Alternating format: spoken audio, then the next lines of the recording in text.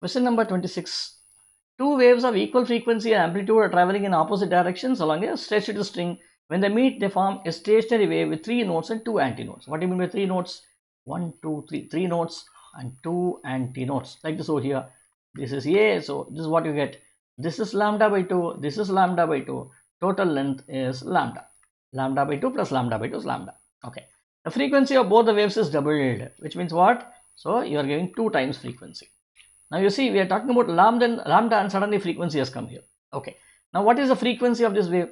Frequency of this wave is equal to V by lambda. That's what is the frequency. When you double the frequency, then what will happen? Lambda will reduce. How much will the lambda be? Lambda will become for 2 times lambda. The new wavelength will be 2 times lambda. When it becomes 2 times lambda within this region, then what should happen? In this region, earlier you had 1, 2, 3. Now, okay, so this should have for 2 wavelengths, which means what? This will be there. This middle points will be there. In addition to it, I'll put 2 more here. What will happen? There's 1 loop, 2nd loop, 3rd loop, 4th loop. So in that case, what happens? This is lambda by 2, lambda by 2. So here this region is lambda, and this is lambda by 2, lambda by 2. This region once again is lambda, 2 lambda.